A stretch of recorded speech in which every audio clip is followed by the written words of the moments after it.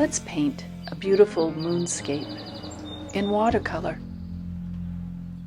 I have wet the paper on both sides, thoroughly soaked it, drained it, brushed it down onto the piece of plastic, and now I am gently blotting the area where I want some of the sparkle to come later on, where the moon is shining on the water.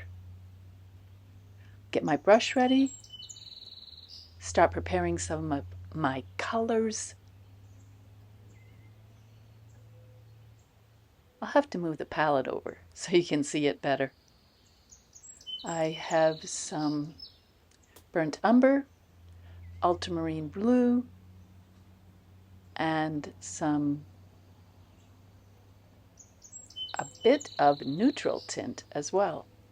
I don't mix them completely because I like the way they blend on the palette and also on the paper.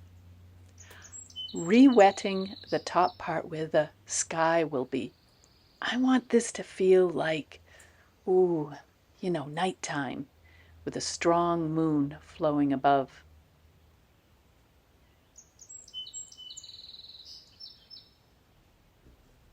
Keeping the washes rich and thick because I know that it's going to fade somewhat as it dries. I just blotted that little bit of area because in that area I want a hint of spray. I'm kind of winging this one. No real outlines, no real drawing, but you can sketch it out. I'll put the final painting so you can see. Notice how I darken the corners a bit? I'm trying to create a vignette that will keep the viewer's eye kind of focused and moving around inside the painting. Now a bit of cerulean blue into that gray mix that I had before. Ultra blue as well, cobalt. Just bits of this and that here and there. Using my wide flat brush and trying to keep some sparkle of that white paper shining through. Letting it blend in some areas and keeping it sharp and crisp in other areas. As it goes back into the distance, the brush strokes become flatter and smaller. I'm not totally controlling what the paint is doing. I'm allowing the dampness of the paper and the wetness of the paint to work together. So some areas are blended and other areas are sharp and crisp. A little bit of spray here and there down as I'm working toward the base because the paper dries out as we move along. So that was my fine misting spray that I put on that's preparing it to accept nice washes. Here I am with my round number 10 brush. I am making wavy marks because I'm painting waves.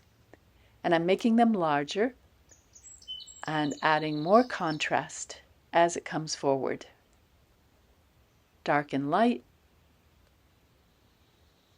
And just letting that brush dance across the surface.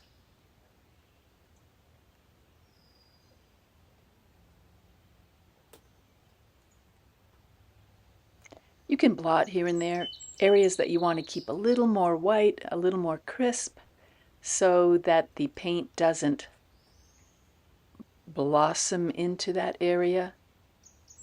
And this is just playing with it, having fun with it. I am looking at some of the lighter areas, bringing in some dark under that because I'm imagining the wave as the foam crests over it, and what happens below that is going to be more in shadow and away from that moonlight.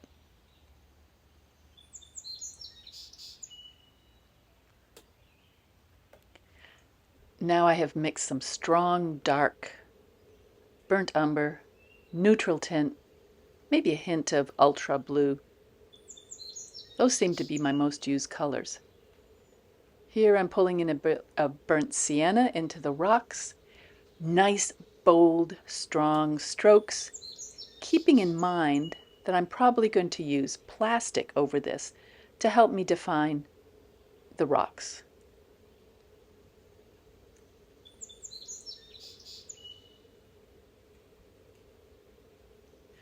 A plastic wrap, when placed properly and left alone to dry, can create beautiful, interesting textures. And often, depending on how we place the plastic and move it around, you can use it to look like rocks. And I know artists who have shaped it to look like, in other paintings of course, water lilies, roses, many different things. But one trick is to lay down some strong, bold colors and marks and leave other areas lighter.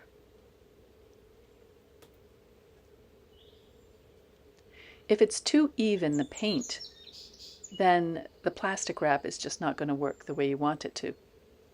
Here it comes. Well, I thought I had it. I guess I decided to add in some foreground rocks. Using more angular marks with the brush here. Very different from those flowing marks that were in the water and the waves. Now I can kind of shape and design the way the plastic lies on the paper to get it to feel like ledges. And as it dries, some areas of the plastic will pull the paint into it and make darker lines, and other areas will create lighter areas in a very natural way.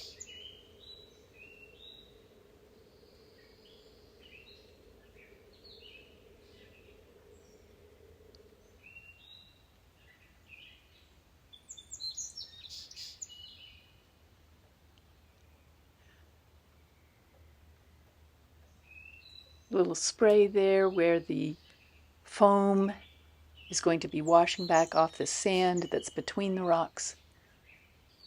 Just light blottings. Don't play with it too much. Allow it to do what it wants to do.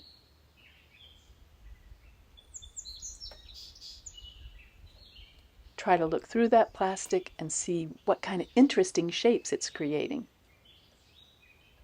Then leave it alone to dry. You can see I'm mixing paint here, and it's fairly thick. In my classes, I often talk about the thicknesses of how much paint to water ratio. And when it's very, very thin, like the thinnest areas here in this painting, it's kind of like tea. You know, the consistency of tea or coffee. And then as you add more pigment in, you come to a thickness of milk. That would be like the sky area. And then you can add more, like in the rocks, that would be more like cream, that thicker paint that you want to sit on top and have strong colors. Right there, I am just taking a damp, clean brush and touching the edge of the paint I had set down so it will blossom into that white area. Just very gently blend in. As that sky was drying, I decided it needed a little more color, a little more pigment, keeping my horizon absolutely horizontal. Water always finds its own level.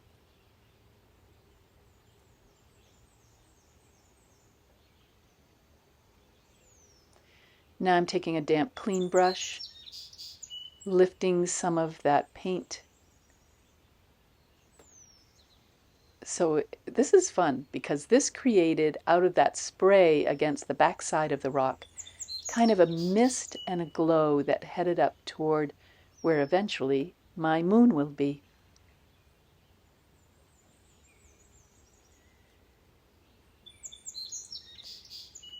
A little more blue, a little more depth. Always check the thickness of your paint and the color while you're on your palette. Whoop, way too much cerulean. Not quite that much. Mix it in with that nice bluish dark that's there. And we have distant waves. Little misting spray. Soften and lighten that area. I'm using the paper towel as it's wrinkled, long, thin wrinkles to create that feeling of waves in the distance.